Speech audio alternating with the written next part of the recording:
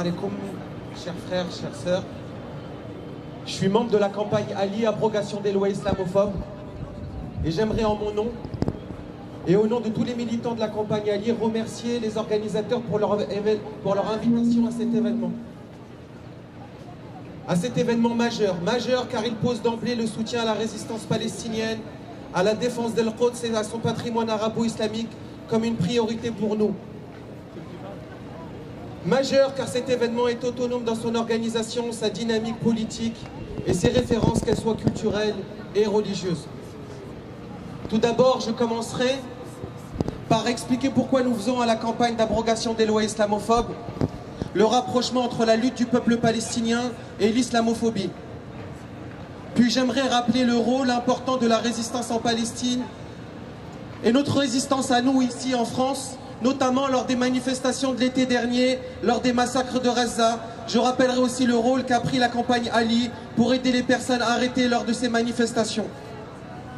Pourquoi le gouvernement français a-t-il interdit nos manifestations? Parce que c'est principalement à la communauté musulmane qu'on refuse le droit de s'organiser par elle-même, d'exprimer publiquement son opinion politique, d'afficher son soutien au peuple palestinien et à sa résistance. Or, tout ce qui concourt à affaiblir politiquement, socialement, économiquement notre communauté est pour nous de l'islamophobie. La question n'est pas de dénoncer l'islamophobie pour dire que les musulmans sont des victimes,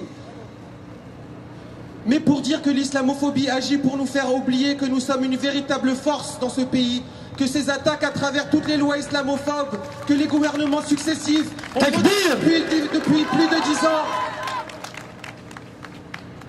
que ces attaques à travers toutes les lois islamophobes que les gouvernements successifs ont voté depuis plus de 10 ans contre les musulmans sont là parce que l'État et une certaine frange de la population sont effrayés par cette force qu'ils veulent domestiquer à tout prix.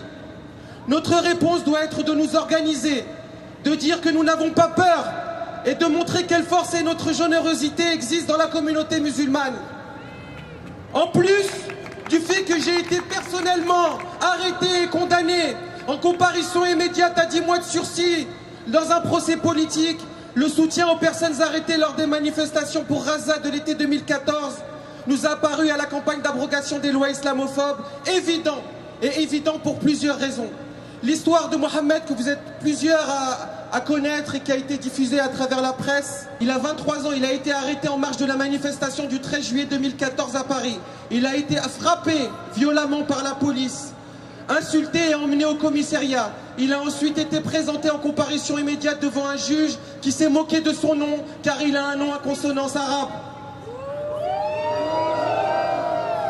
Ils se sont moqués, comme ils ont dit, de son accoutrement car il portait ce jour-là une djellaba. Il a pris 4 mois de prison ferme, son cas a choqué tout le monde. Alors qu'il ne voulait pas faire appel de cette décision, des membres de la campagne d'abrogation des lois islamophobes qui étaient en contact avec sa famille l'ont poussé à le faire. Des articles de presse et des communiqués de soutien ont médiatisé son cas. Son appel a eu lieu 1 mois après, chose exceptionnelle, car il faut des mois d'habitude. Sa peine a été ramenée à 3 mois de prison ferme. Comme il avait déjà passé 1 mois en prison, il a été libéré le soir même. Mohamed a été exemplaire durant cette épreuve. À l'issue de son procès en appel, et alors qu'il venait de passer une bonne partie du mois de Ramadan et de la fête de l'Aïd, en prison, il a déclaré « Je n'ai rien fait, je suis innocent. Vous pouvez vous mettre 5 mois ou 6 mois. Je le dirai la même chose. J'ai été arrêté parce que je suis musulman et parce que je manifestais pour la Palestine. » Son comportement force le respect de tous. Et pour défendre nos prisonniers comme en Palestine, ici en France, nous avons organisé une collecte et je vous invite à y participer sur le site Aoun ou bien aller sur le site internet de la campagne, ou sur le site Facebook de la campagne d'abrogation des lois islamophobes.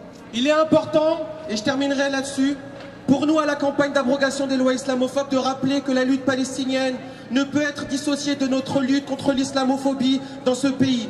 Lorsque nos frères et nos sœurs en Palestine bravent les checkpoints, les humiliations quotidiennes pour aller étudier, défendre leurs terres et travailler, ils résistent. Lorsque les Palestiniens viennent par milliers pour faire Salat el-Jumu'ah et braver l'interdiction du gouvernement sioniste, au péril de leur vie, ils résistent. Lorsque les Palestiniens n'oublient jamais leurs prisonniers dans leurs doigts, dans leur lutte héroïque, ils résistent. De la même manière, lorsque nous avons bravé les interdictions méprisables d'un gouvernement socialiste lors de cet été, nous aussi nous résistons. Lorsque nous avons soutenu le frère Mohamed et toutes les personnes interpellées injustement par ce gouvernement, nous aussi nous résistons. Résistance en Palestine, résistance à Paris, résistance toujours. Merci. Barakallahu fik ya Noam.